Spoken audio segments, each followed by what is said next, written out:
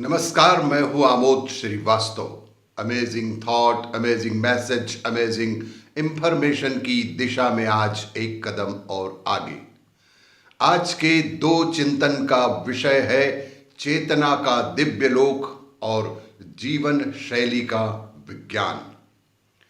आपको ये मेरा वीडियो अच्छा लगे तो लाइक करें, शेयर करें और लाल बटन दबाकर सब्सक्राइब अवश्य करें। साथ ही बेल आइकन दबाना बिल्कुल ना भूलें। आज के प्रथम चिंतन का विषय चेतना का दिव्य लोक। अपनी वर्तमान जीवन शैली बदलकर अंतरिक्ष में विद्यमान कर्मों की सूक्ष्म धारा में भी उलट फेर किया जा सकता है। वैज्ञानिक शोधों से महसूस किया गया है कि उस दिव्य दुनिया को ही चेतना का दिव्य लोक या कर्म का दरिया कहते हैं। आध्यात्मिक भाषा में इसी को प्राण लोक कहते हैं। इसे हम सब अपने पुण्य कर्मों से भरते हैं या दुष्कर्मों से, यह हमारे ऊपर निर्भर करता है। अधिकांश मनुष्य के क्रियाकलाप में उसकी आदतों का विज्ञान काम करता है। सामान्य जीवन जीने वाले इन्हीं आदतों के अभ्यासी होते हैं, लेकिन जो सावधानी पूर्वक बेहोशी मुक्त जीवन जीते हैं, उनके क्रियाकलाप में प्राण चेतना का दिव्य विज्ञान काम करने लगता है, जिसके द्वारा वह व्यक्ति विशेष चेतना जगत की विशिष्ट प्राण लेयर से जुड़ता जाता है। दूसरे शब्दों में कहें तो हर व्यक्ति के जीवन का अपना प्राण स्तर होता है। जिस प्राण स्तर से संबद्ध होकर मनुष्य जीवन जीता है, उसके लिए उस प्राण परत के अनुरूप जीवन के मूलभूत संसाधन उसकी प्रतीक्षा करते रहते हैं। संसार के बीच प्राप्त होने वाले भौतिक पदार्थ उसकी संबंधित प्राण प्रवाह की फ्रीक्वेंसी के अनुसार उस व्यक्ति को अपनी ओर खींचते चले जाते हैं। इसके लिए व्यक्ति को अपनी प्राण चेतना के स्तर के अनुरूप अपनी जीवन शैली में बदलाव के अतिरिक्त कोई प्रयास नहीं करना पड़ता।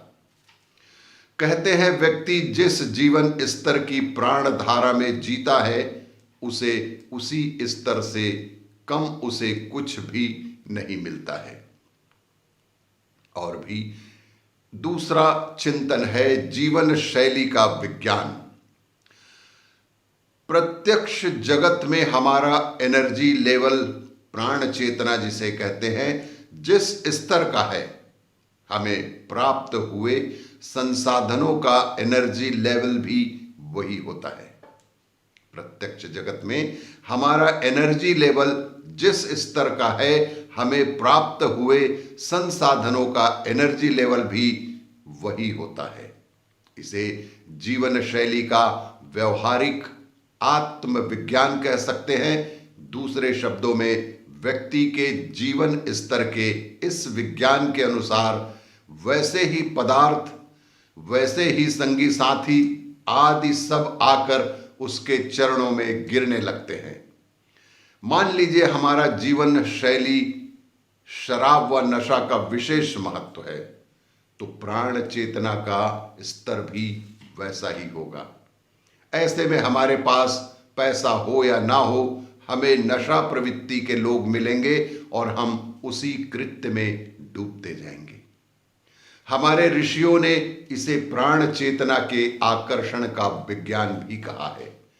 पदार्थ का अस्तित्व भी प्राण लोक के उसी आयाम में प्रवाहित रहता है जहां हमारे चेतन प्राण प्रवाह का अस्तित्व केंद्रित है। लेकिन जैसे ही मनुष्य ज्ञात अज्ञात व सत पुरुषार्थ से प्राण चेतना के आयाम को बदल लेता है, अर्थात नए चेतन प्राणधार में पहुंचता है, ठीक उसी क्षण उसके संपर्क के संपूर्ण सांसारिक संसाधन परिवर्तित हो जाते हैं। उदाहरणार्थ घर, मकान, गाड़ी, पद, प्रतिष्ठा, यहां तक कि संबंधी भी पुराने सभी कुछ छूटकर नए जुड़ जाते हैं। विशेष बात यह कि यदि हमारे प्राण का स्तर अपेक्षाकृत न्यून लेयर में पहुंचता है तो हमारा संपूर्ण जीवन व्यवहार की अवस्था भी उसी स्तर में स्वतः अपने को बदल देगी। सब कुछ वहां भी सहज छूटता नजर आएगा, अर्थात पूर्व की अपेक्षा प्राण चेतना का स्तर उच्च होते जाता है तो हमारा संपूर्ण तंत्र उच्च कोटि का हो जाता है और हमारी जीवन शैली में सुधार परिलक्षित होने लगता है। और भी इसी तरह की जानकारियों के लिए देखते रहिए मेरा वीडियो, लाइक करें, शेयर करें और लाल बटन दबाकर सब्सक्राइब अवश्य करें। धन्यवाद।